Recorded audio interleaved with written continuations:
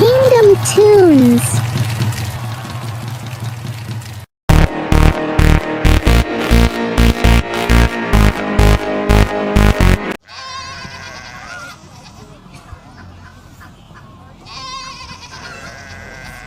Have you ever been so hungry that your stomach hurt?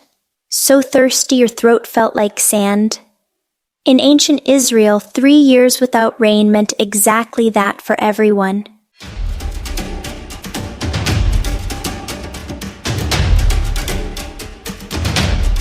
But this wasn't just any drought. This was a message from God, delivered by one brave man who dared to challenge a powerful, wicked king. This is the story of Elijah, ravens, and how God provides in the most unexpected ways.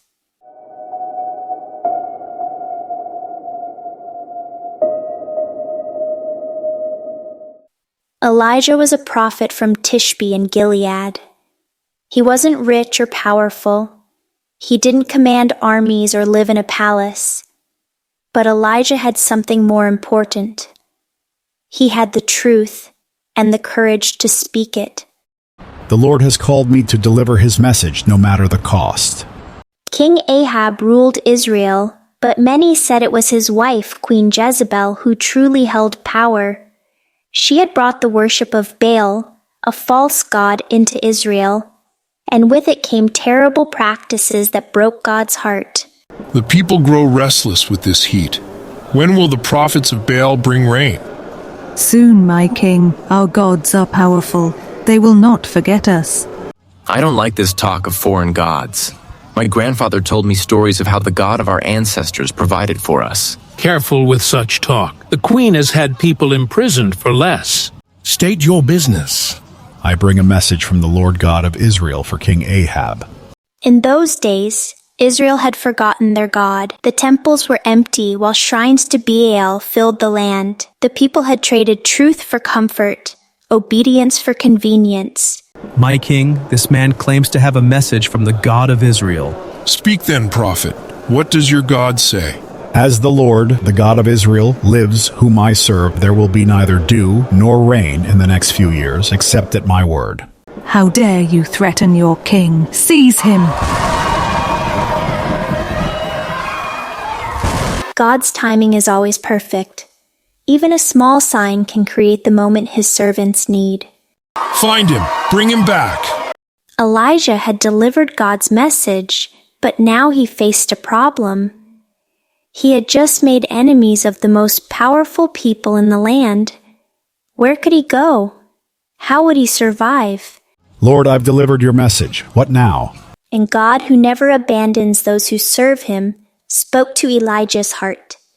Leave here, turn eastward, and hide by the Cherith ravine, east of the Jordan. You will drink from the brook, and I have commanded the ravens to supply you with food there. Ravens, Lord, ravens are scavengers. They take food, they don't bring it. Your ways are not my ways. I will trust you, Lord.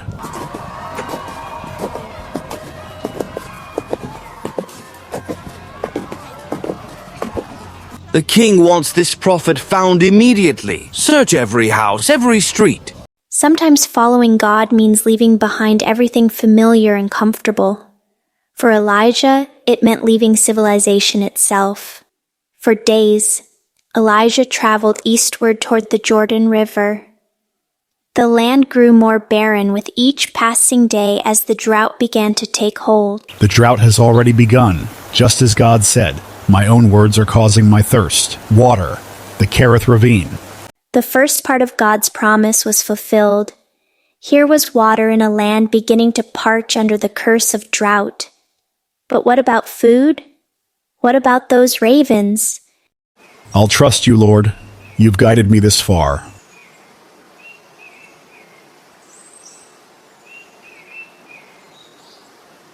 Lord, I'm hungry, but I trust your timing.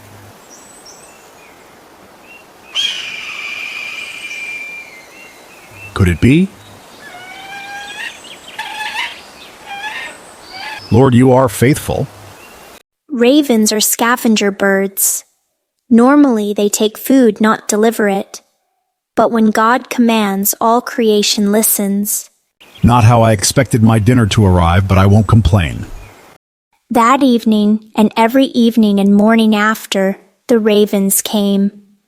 God's unusual provision proved more reliable than any human supply chain. As weeks turned to months, the drought tightened its grip on Israel. Fields that should have been green lay brown and barren. Animals grew thin. People grew desperate. My king, the northern villages report their wells are drying up. People are beginning to leave their homes. What of the prophets of Baal? Have they brought rain as promised? They continue their rituals, my king, but the skies remain empty.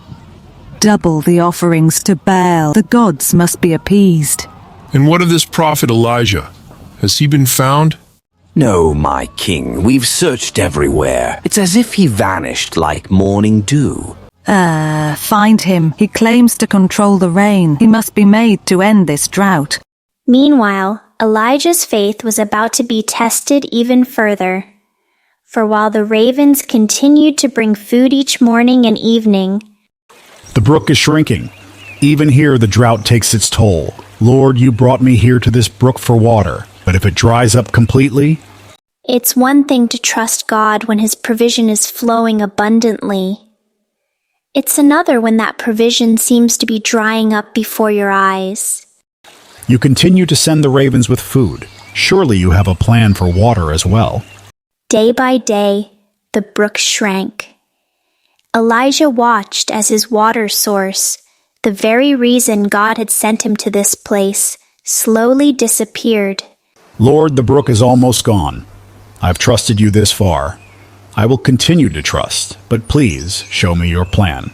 Go at once to Zarephath in the region of Sidon and stay there. I have directed a widow there to supply you with food. Zarephath? In Sidon? But Lord, that's in Jezebel's homeland. And a widow? Widows are the poorest of the poor, especially in a drought. Your ways are not my ways. The ravens seemed impossible too. I will go. God's provision rarely comes in the packages we expect. First ravens, now a widow in enemy territory. Each step required Elijah to trust more deeply. The journey to Zarephath was long and difficult. The drought had worsened, making water scarce everywhere. But Elijah pressed on, trusting God's direction. Zarephath was suffering like everywhere else. The drought showed no favoritism between nations that worshipped God or those that worshipped Baal. Lord, you said a widow would help me, but these people can barely help themselves. Could this be her? Excuse me. Would you please bring me a little water in a jar so I may have a drink? Water is precious now, but I have a little. And please bring me a piece of bread. As surely as the Lord your God lives, I don't have any bread. Only a handful of flour in a jar and a little olive oil in a jug. I am gathering a few sticks to take home and make a meal for myself and my son, that we may eat it and die. Don't be afraid. Go home and do as you have said, but first, make a small loaf of bread for me from what you have and bring it to me, and then make something for yourself and your son. For this is what the Lord, the God of Israel, says. The jar of flour will not be used up, and the jug of oil will not run dry until the day the Lord sends rain on the land. Imagine her position. A stranger asks for her last meal, the final one she expected to make for herself and her son. And then he offers an impossible promise. Why should I believe you? Because the God who commanded ravens to feed me, who led me safely through enemy territory to find you specifically, this God does not lie. He is not like Baal, who promises rain but brings none. Sometimes the greatest acts of faith come not from prophets, but from ordinary people at their breaking point. With hands that might have trembled, but a heart that chose to believe, the widow did as Elijah asked.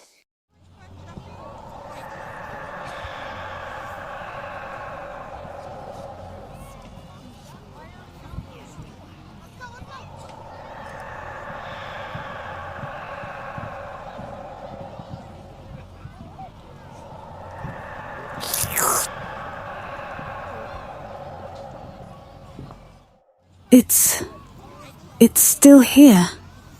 flour and oil didn't run out. And so began another chapter of God's unusual provision, not through mighty armies or royal storehouses, but through a humble jar and jug that never emptied. Each day, God provides exactly what we need, no more, no less.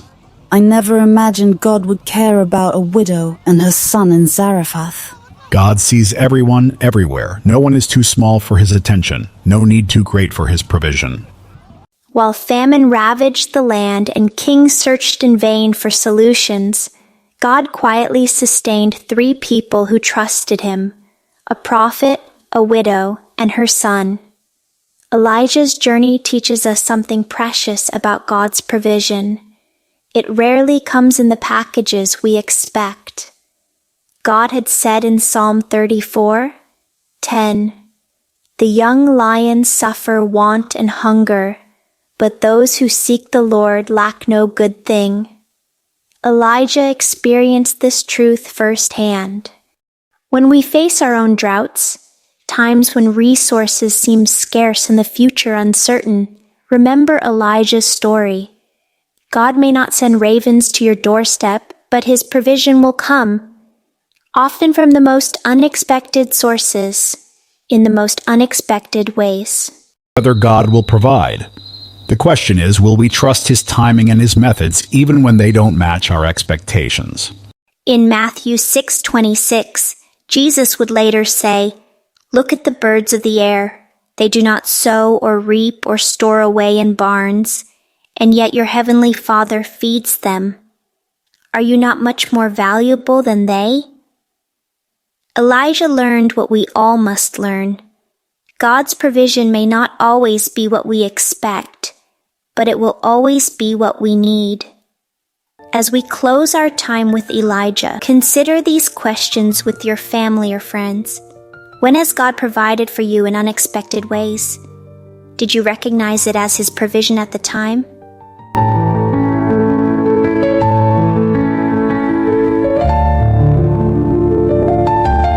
What is your brook right now? The provision you depend on that might be changing. How can you trust God through that change?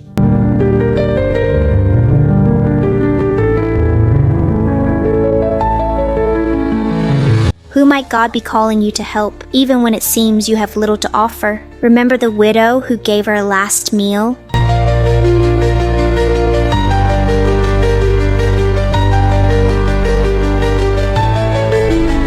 God's provision is like those ravens. It may come from unexpected directions, in unexpected forms, but it will come. Keep your eyes open, your heart ready, your faith strong. Until next time, may you see God's provision in every area of your life. Thanks for watching. If this story touched your heart, like, share, and subscribe for more biblical adventures. Stay blessed and see you in the next story.